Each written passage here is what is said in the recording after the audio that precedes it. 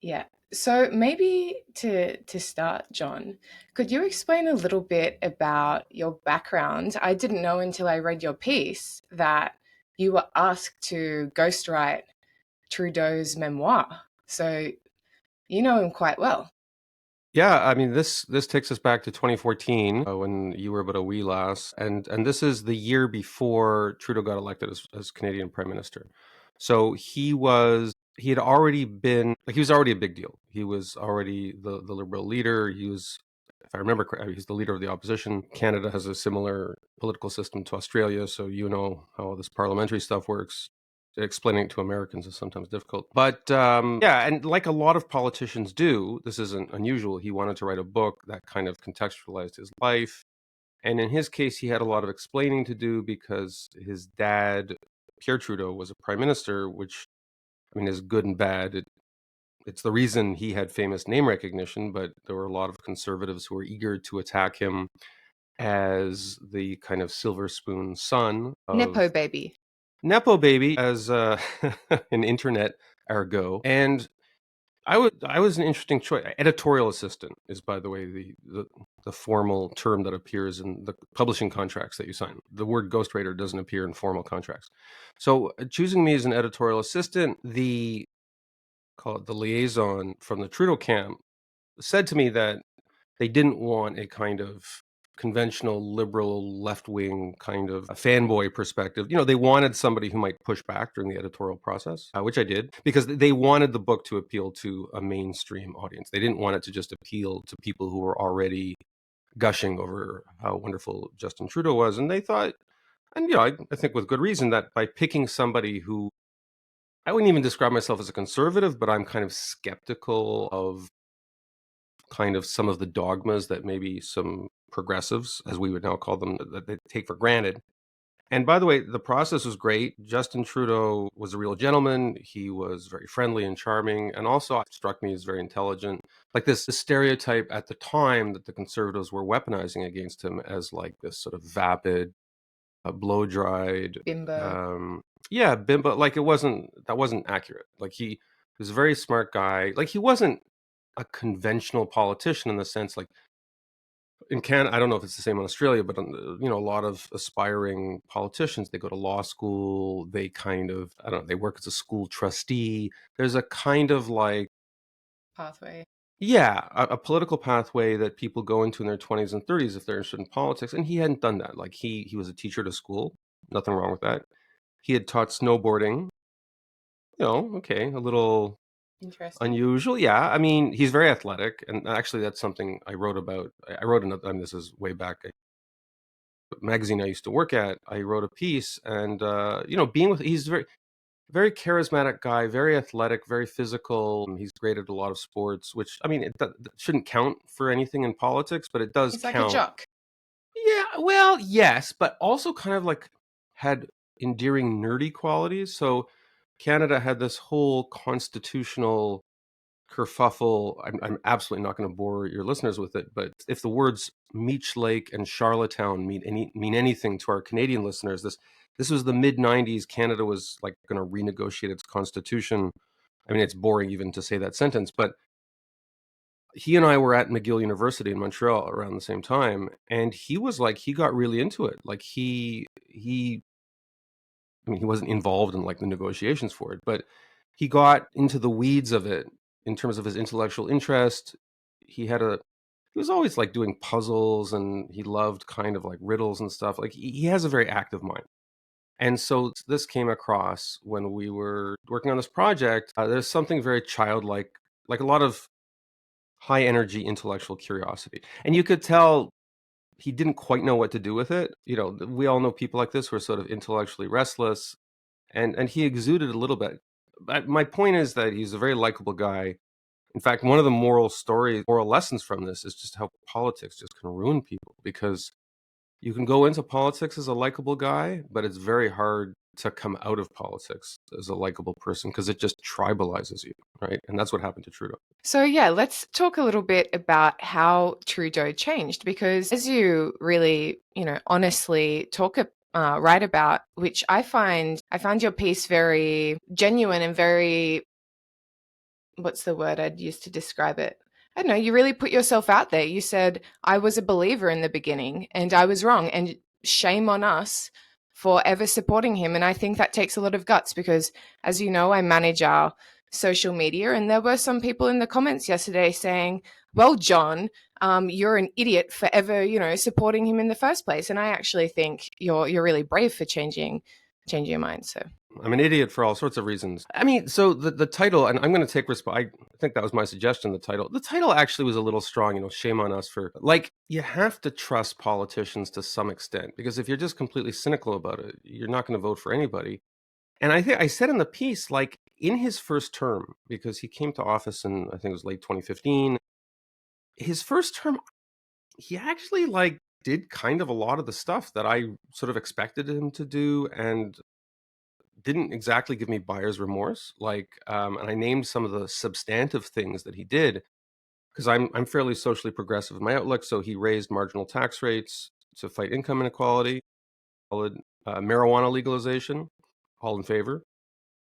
He legalized assisted suicide, a little bit more controversial, and I know probably people listening are going to have different views. I'm in favor.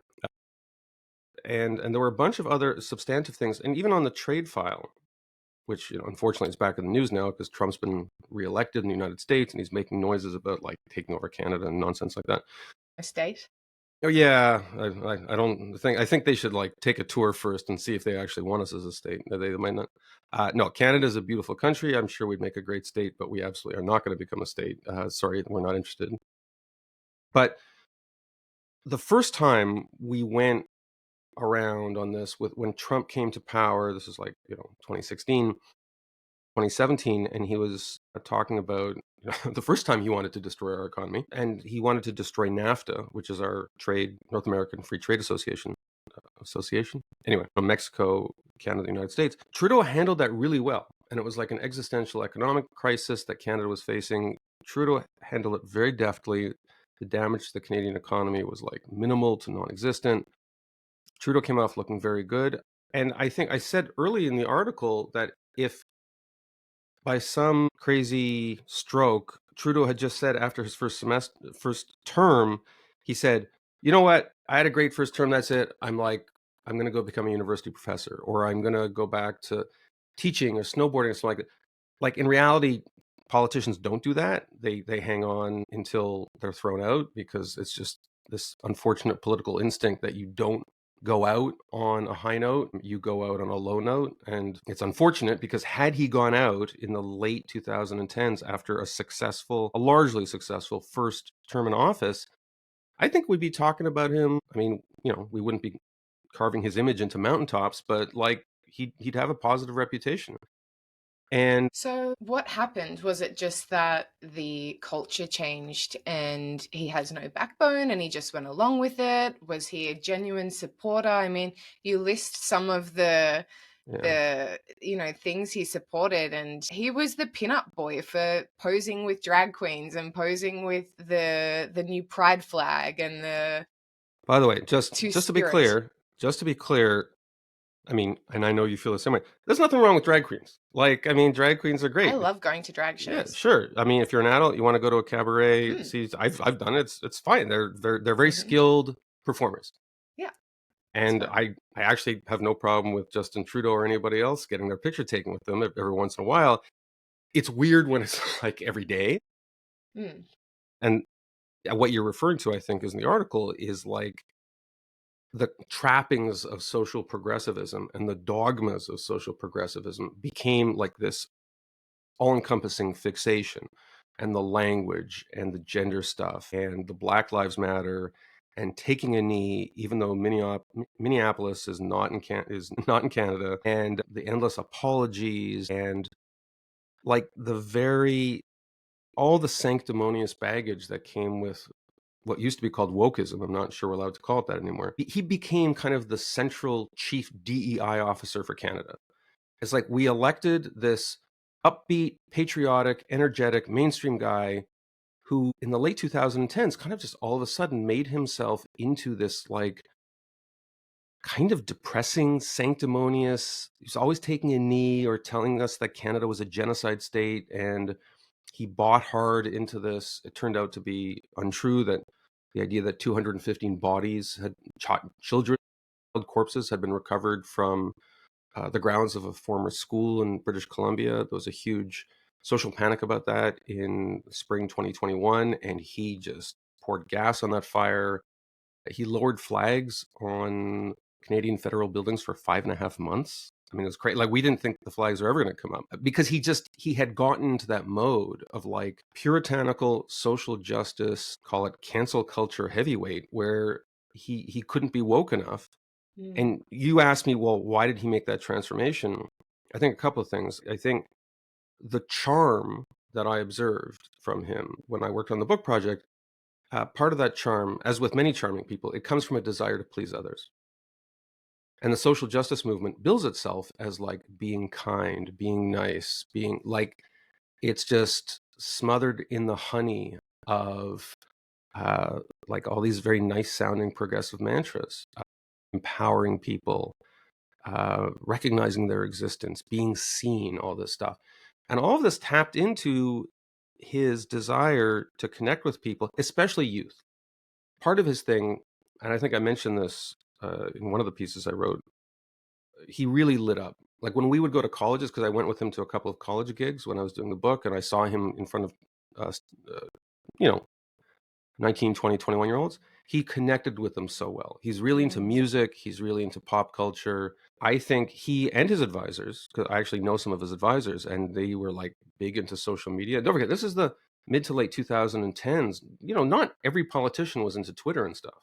So a lot of the people around him were younger. They were early adopters. They were like, hey, if you want to make it big on this, you know, new cool thing called Twitter and Tumblr and YouTube, and it's like, you know, you got to get with the pronouns and you got to do this. And then Black Lives Matter hit, and it's just like he was front and center, just like he wanted to be, even though like a lot of that race politics stuff is kind of alien to Canada. And I think at first he thought he was being kind. I think he bought sincerely into the social justice stuff, or maybe at least his aides did and told him to do it. But I blame him for not realizing that it was just hurting the country. Like it became extremely divisive. And especially when COVID hit and he went on this French interview show and just went nuts and started saying that, like, you know, these people who are vaccine skeptics, a lot of them are like misogynists and racists. And it kind of very quickly became, I guess around 2020, 2021 is where he really bit hard into this idea that like the people on the other side of the political aisle were kind of presumptive bigots and presumptive misogynists, and they didn't share his enlightened view toward women and intersectionality. Like, people don't believe it when I tell them, but beginning a few years ago, Canadian budget documents, like the official budget and the mandate letters given it to cabinet ministers, were explicitly written in the jargon of intersectionality. Like they literally said, we expect you to take an intersectional approach to the disbursement of such and such funds, as if it were kind of like a grad student seminar at an arts college or something. It's crazy. Well, that's how I imagine all his staffers and everyone around him to be, because I don't get how he could be so far removed. He surrounded from himself with people like that. Yeah, Yeah. like, I don't And know, this women is, in their 20s or young, you know. he surrounded himself with people like this. And to be fair, a lot of Ottawa is like this. Like, Okay. Is that your even Portland? well, so Ottawa is a weird place because it's kind of our Washington and our Portland put together. So the civic culture of Ottawa happens to be, I don't like to use the word woke because it's kind of like become this sort of four-letter term of abuse. And although I guess I am using it as a term of abuse. So it has the small town kind of insufferably smug political culture of a Portland, but combined with the fact that it's like the nation's capital, and, you know, like Parliament's there and the Supreme Court of Canada is there. And so it's this weird mashup of the official levers of power with a civic culture that's extremely, I mean, there are good parts of it. Like, you know, it's kind of, it's a sports culture. Like, Ottawa's actually a very nice place to live. I know a lot of people who live there and they like it. It's more affordable than Toronto. But the civic political culture has become extremely, like, very heavy progressive. Like, Ottawa was the craziest city in Canada when it came to COVID restrictions. So I don't know if you in Australia heard this crazy story in Canada where the city government created a rule that if you're parents or grandparents were in an old age home, you weren't even allowed to stop on the sidewalk to wave to them. Like you had to keep walking. Like you couldn't, because it was seen like somehow everyone will get COVID if you wave to your, and often you would never see your parents or grandparents again because they were going to die there, because the lockdown was there for You 6 or probably 12 weren't months. allowed to go to their funerals. It's crazy. Well, actually, that's an interesting question. I know a person here in Toronto. It's a tragic story. They were only allowed 10 people at their funeral. And so they had to pick which brothers of the deceased had to go. And by the way, that's not an Ottawa story. That's a Toronto story. And look, when the pandemic first hit, there were a lot of weird decisions that were made, and that's not what this is about. However, I can say that amidst the political radicalism that took place during COVID, you would expect a prime minister to stand above it and say, hey, look, like let's be reasonable about it. But he jumped in pretty hard on the kind of puritanical triple mask son, despite the fact he sorry, I just got to say this, he got caught breaking the rules. He went to his country house in the midst of it. Like it was one of these deals. This happened in England, right? People resigned over it, where they said, oh yeah, wear your mask, don't go out, and they were caught at parties and stuff like that. Something similar happened with him, except it was his cottage. Well, can you remind me, because I think it was a pretty big issue in Canada about the truckers, because I can imagine that affected the feeling towards Trudeau there. Yeah, although that's an interesting story, because it was almost like a symptom as much as a cause, although in time it did become a cause. So this was, can't pin down the exact date. I want to say early 2022. Man, the days are long and the years are short. But it was in the tail end of the pandemic. And I'm embarrassed for the fact that I can't remember the exact date, but it was 2-3 years ago. It was definitely during the winter, because I remember people were in hot tubs, wearing toques. And you had, at the core of this protest, were truckers who didn't want to submit to rules, or who opposed rules that require that you get vaccinated if you cross international borders. There were some other things going on, but if I remember correctly, there was a lot of truckers, and some of them were, I'll say it, they were anti-vaxxers, which, by the way, I personally disagree with. You tell me, you give me a vaccine, I'll take it. But I've been vaccinated 5 times for COVID. Even my own doctor said, like, enough with the vaccines, like, just, take a break. That's why our internet connection's so good right now. I can see you so clearly. Five, yeah. Anyway, so I was actually like against these truckers, because I was like, look, you're crossing an international boundary. It's not, there's all sorts of things we have to do when we have passports. Sometimes we get like personal body checks, like just we submit to all kinds of crap when we like, suck it up, like, it's a privilege to cross an international border. But they wouldn't have it, and they did this big protest. They drove their trucks to Ottawa and essentially like took over central Ottawa. And as with a lot of these movements, it's like flypaper for crazy people. So yeah, you had truckers who didn't want to get vaccinated or were skeptical. They were against mandates. Just to be clear, there were a lot of to be fair to them, there were a lot of truckers, they were against mandates. A lot of them said, or at least they told the media, they said, hey, look, I'm vaccinated myself, I'm just against the mandates. I was a little skeptical of that, but I'm sure there were some people like that. But it also, as with, as soon as people start a protest, you start attracting all kinds of oddballs. And there were people who I'm sure were legitimate racists, or, Russian misinformation. Like, people showed up in sandwich boards with crazy slogans on them. And 1 or 2 people showed up with swastikas, although the swastika was basically on a flag that said Trudeau is a Nazi. So yeah, they had the swastikas, which is stupid. And they said that Trudeau's a Nazi, which he's not. That's also incredibly stupid. But the media pretended as if they were actual Nazis. They weren't Nazis. They were idiots using the accusation of being a Nazi as a term of abuse to stupidly attack a political opponent, Trudeau, who isn't a Nazi, but they didn't like. Okay. What happened was all these truckers took over Ottawa. They started honking their horns a lot, which understandably annoyed people. All of this is very annoying, and if it happened in my neighborhood, I'd be super pissed off about it, and I'd want to see these people removed. Unfortunately, the response to it ended up being more scandalous than the actual protest itself, where Trudeau wouldn't meet with them. He basically treated them like as a sort of like pestilence that had invaded the city, and like all of the kind of like underlying stereotypes, the snobbery, the white collar versus blue collar, city versus country, Mhm. Eastern Canada versus Western Canada. Like, the stereotype's a little outdated, but kind of like the West is Alberta seen as sort of like rednecks. It's an outdated stereotype, but it still persists in the East. All of that just came to the fore. And so the legitimate issue of like, look, how long is it okay for a bunch of trucks to be parked honking their horns in the middle of Ottawa? Like, that's a legitimate question. Like, you got to get your truck out. You paralyze the city. It kind of became more like, you rednecks, you're all Russian agents. You had the media start to accuse them of like staging a coup, comparing them to like Charlottesville, or, later on they were compared to January 6th, like really inappropriate stuff. And, like some reporter got like a pickup truck, had a Confederate flag on it, probably like a Dukes of Hazzard fan or something like that. And it was like, they're segregationists. They supported the Southern side in the U.S. Civil War. And it just became very hysterical. You had liberal members of parliament, that's Trudeau's party, I think, like tweeting that they were worried that Parliament was going to be invaded and they were all going to get attacked and stuff. It was completely over the top. Trudeau did nothing and then completely peevishly overreacted by invoking a law, the Emergencies Act, which had been brought into law decades earlier to fight like real terrorists. And so uh, it was later, years later, determined that his use of the Emergencies Act to get rid of these people from Ottawa was unconstitutional and wrong.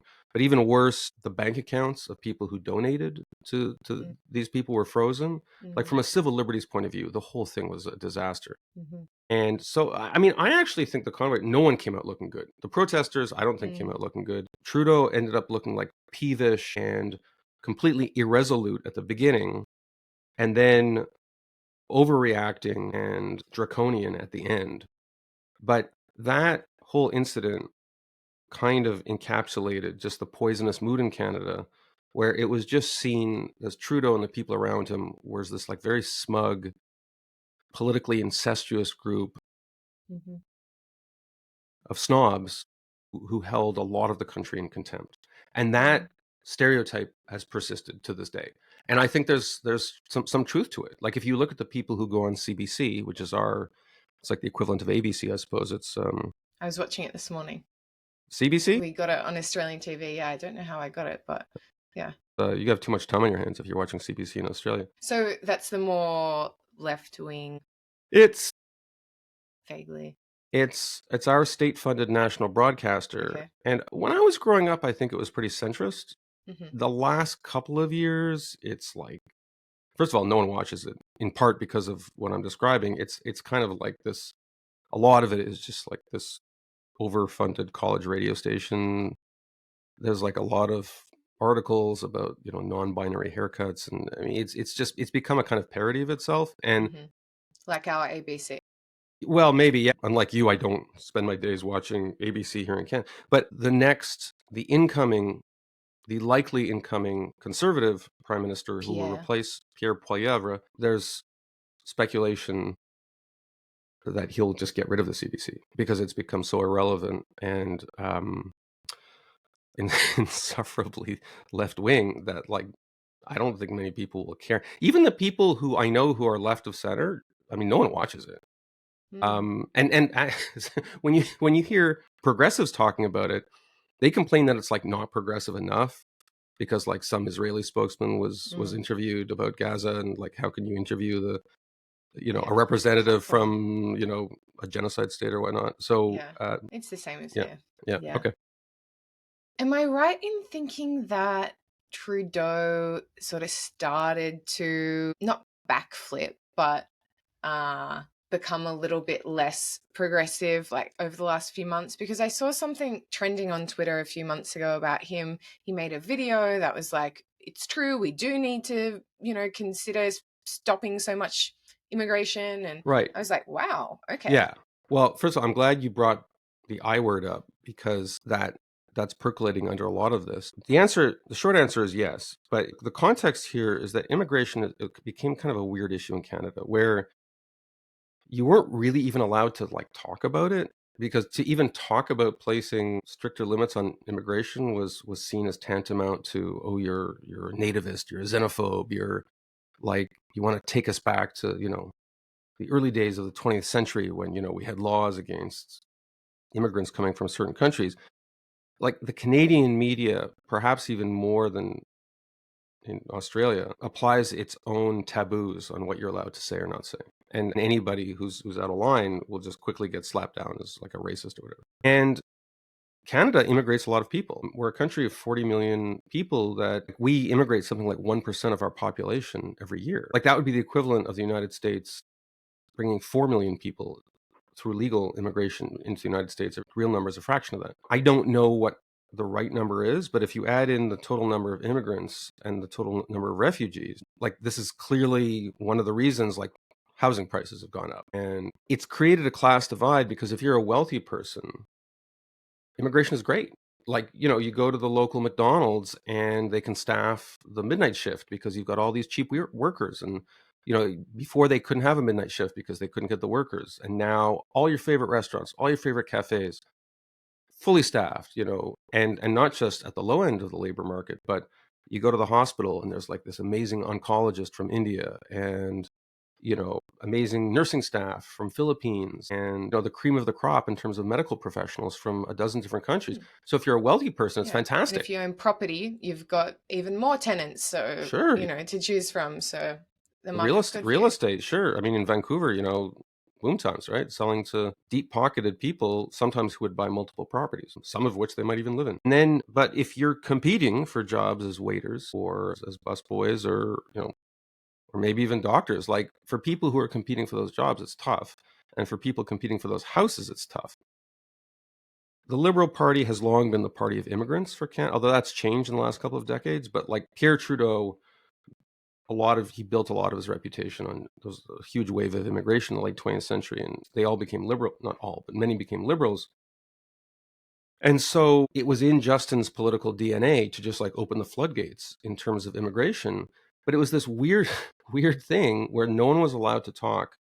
I don't want to say no one, but it was considered outre to look around and say, like, this is crazy how many immigrants. Like, even if you're the furthest thing from a racist in strictly arithmetic terms, like there's a limit to how fast a society can absorb newcomers. Mm-hmm. And keep its like housing market and its job market intact. And things are going a little nuts here. And then all of a sudden, around 6, 8, 10, 12 months ago, there was just this, like Canada's political and journalistic class has a sort of herd mentality. And that like the switch went off when it was like, okay, let's talk about it. Like, it's okay to talk about it now because things have gotten Overton so nuts. window shifted. Yeah, the windows have shifted. And suddenly the same journalists who were saying, like, isn't it amazing the Liberals are admitting all these people and aren't all these people who express concerns about it like super racist? Those same journalists would turn around and saying, man, isn't it great how the Liberals have acknowledged that it's time to talk about immigration? And Trudeau and this guy Mark Miller, who's like his childhood friend and has had a few portfolios, he was like, oh yeah, we have to do like a course correction, and we've heard you, we're listening, like listening tour, and now it's unfortunately now you've got people who are like, I don't know, they want to go to a school and they can't get a visa to come to Canada because, I mean, a lot of this was driven by these diploma mills and also legitimate universities universities that admitted all these foreign students, because if you're running an Ontario university, you might get X dollars from an Ontario student in tuition. But if that person's from China, you might get like 5X or 10X dollars. So a lot of post-secondary education was effectively being subsidized by foreign students.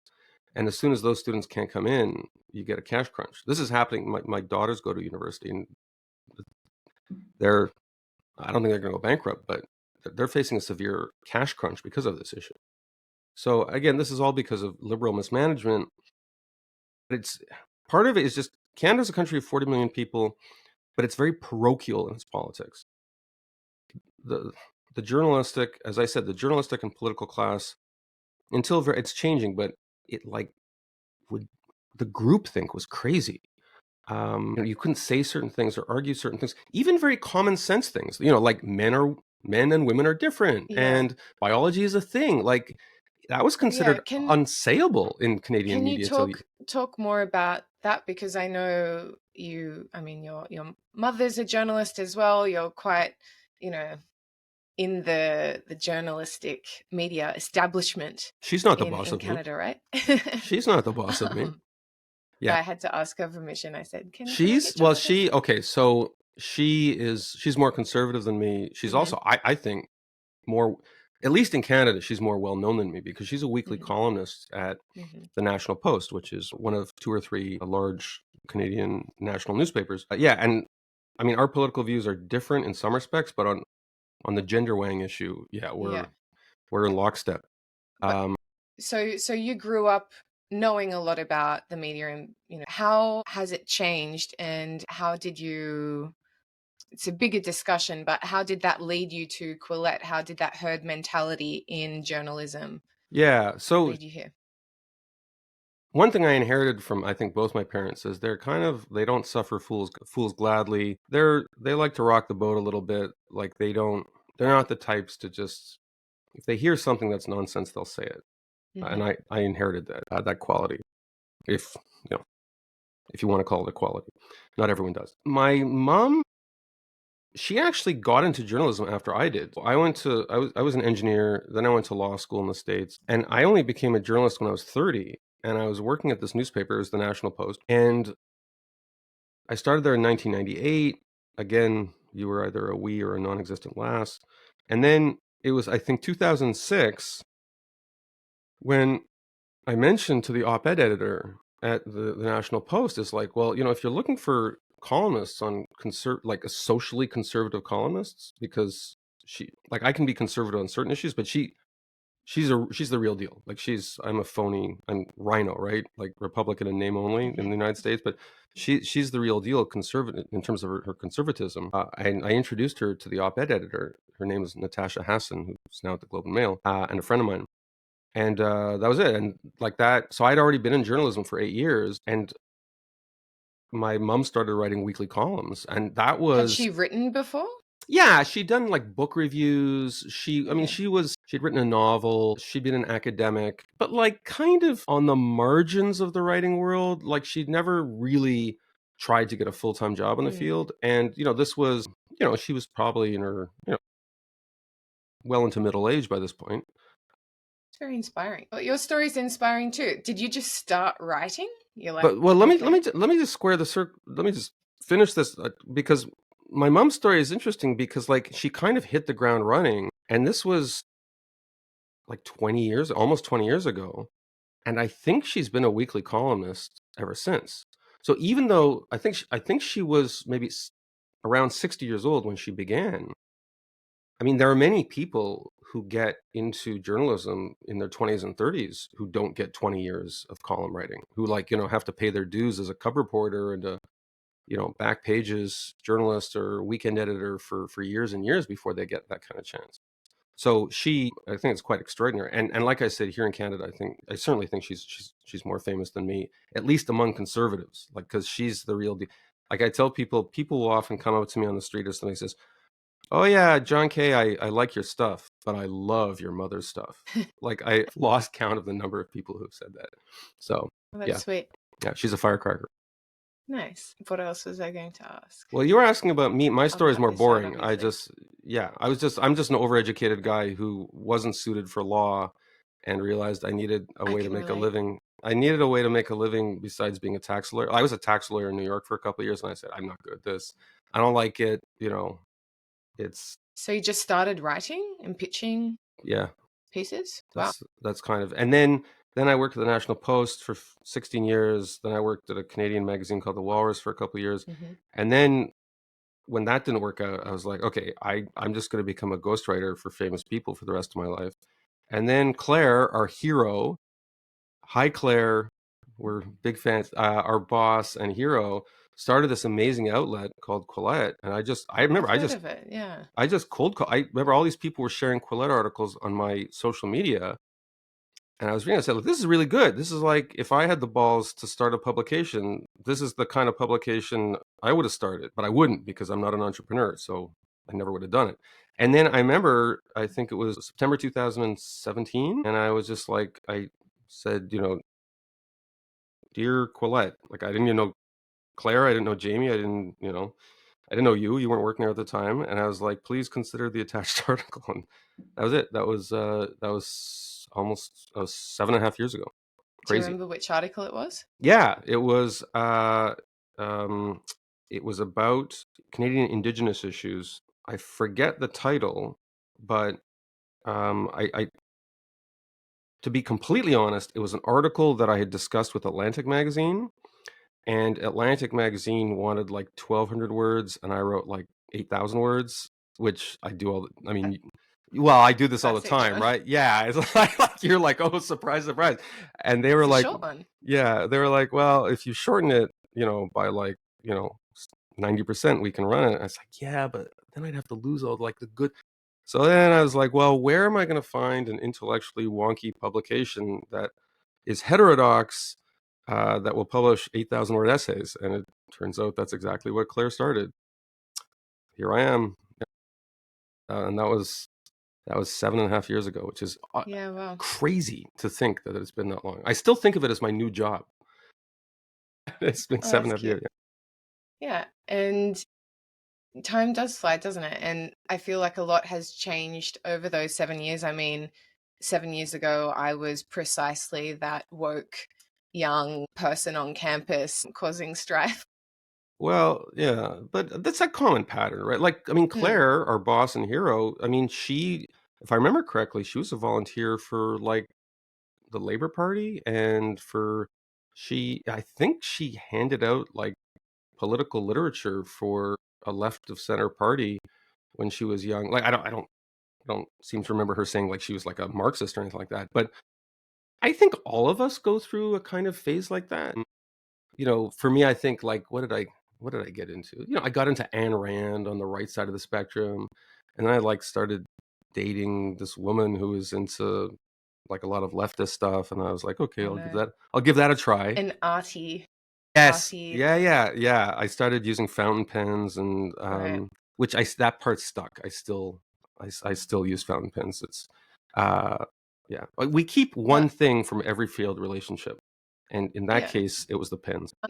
all that to say though that I think, it's not just me who's grown up. I think that the world has changed and, Quillette now, there are a number of publications that are more heterodox. And as we were talking about before, the Overton window shifted. We can now talk about immigration. And, I actually had a tweet, sort of about immigration that went viral, and I think it's just hitting, it's just so topical at the moment. But you're And right. No, but you're right. The window has shifted. I think that's a good metaphor for it. I also think it can be disorienting for people like us mhm, because we're used to being like heterodox. Like, I don't know about you, but mm, like as recent, I think it was a year or two ago, someone was pitching me something, and it was like an anti-vaxxer thing. And I said, like, I'm sorry, I can't run this. And he says, yeah, I should have known that the like establishment gatekeepers at Quillette wouldn't run this. I was like, what? Whoa, wait, wait a second. Like, we're the opposite. We're like, scrappy, heterodox mhm, types. And I realized the world has shifted so much that mm, there is like a generation of writers and readers who regard us as kind of mainstream. mainstream establishment Mhm, gatekeepers, mhm. and look to podcasters like Jordan Peterson, and I mean, that's all. I don't have to say their names. I'm sure people watching this know who I'm talking about, who are kind of more in the sort of, they are much more heterodox, let's put it that way. Yeah, even Jordan though, I think has been, especially after the war in Israel, and he came out, in favor of, you know, not just Israel, but all the things it stands for, Western civilization. All of these things are actually seen as a bit milk toast and, It's gatekeepery disorienting. as It's well now. disorienting. So when Trudeau announced his resignation, I got phone calls from a Canadian news, from the Globe and Mail, actually, which is, I would say, like maybe a more establishment version of the National Post, and from like this very establishment Canadian magazine. asking me to write something. I remember I was talking to my wife about this, is like, I felt so weird because I'm used to being like, no, man, I'm like this bad boy of Canadian journalism. Like, you can't handle, like, keep it so real. And so now the political landscape has shifted that these people are kind of asking me to do it. And I feel strangely offended. Like, wait a sec, I'm supposed to be like too cool for school. Like, I can't write for you. Like, the guy with the jean jacket smoking behind the middle school, like this. But because the political landscape has changed, a lot of soi-disant heterodox thinkers are now, as you say, not so heterodox. Mm-hmm. And it affects our self-image, because I kind of like the heterodox image. It's very disorienting. I'm gonna have to You need to adopt. get a septum piercing. I You need don't to know. pierce your nose. Yeah, I Here. don't know what And that dye your hair is. blue. No, that's not gonna happen. I can't. I mean, the thought of piercing anything, even like when people discuss ear piercings, I get very uncomfortable. Yeah, Trigger warning. no, there should have been a TW. My kids say TW, like Wow. they'll be talking, they'll say, "Oh, TW, he broke up with me."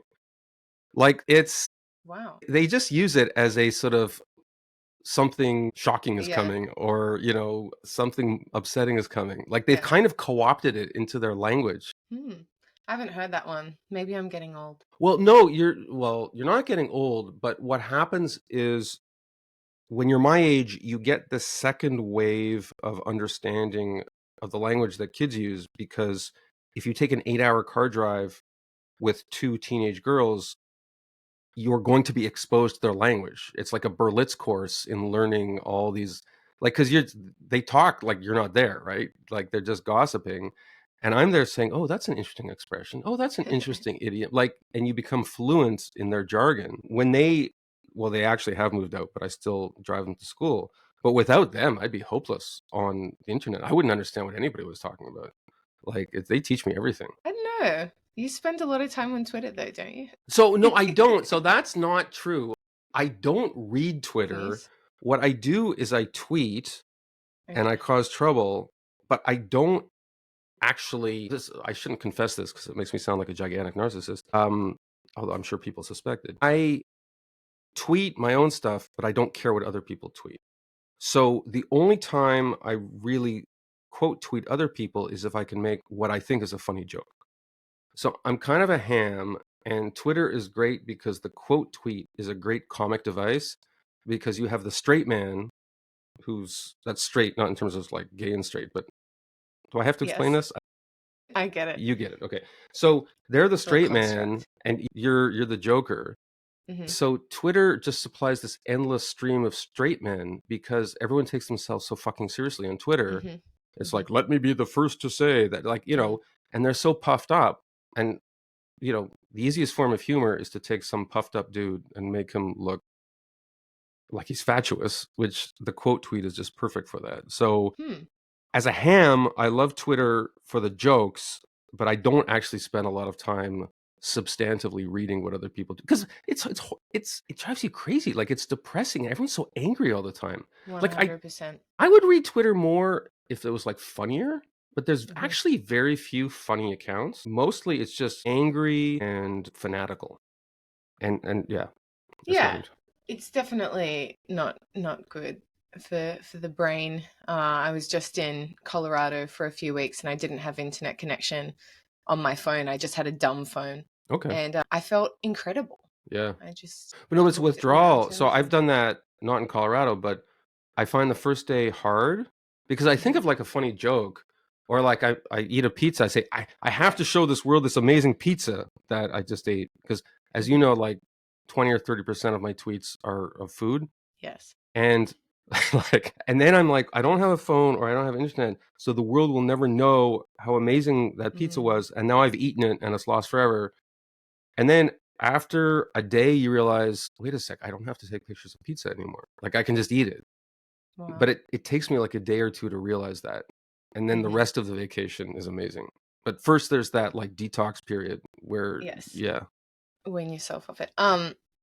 Okay, well maybe to finish up, let's talk about when is the election, and tell us a bit more about Pierre and this conservative move, and is it the same as what we're seeing everywhere in the world? Is it different? So yes and no.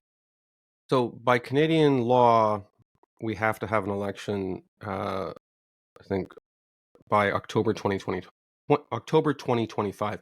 And that was the timetable that actually was guiding a lot of the stuff with Justin Trudeau resigning, because people were just counting back from it and saying, well, if we're going to have, if the Liberals, because he's a Liberal, if the Liberals are going to mount an effective election campaign, we need to have a leadership race, or maybe they don't even have time for a convention, but we need to have a leadership race, and then that we have to have a campaign, and we have to have all this time, and time's running out.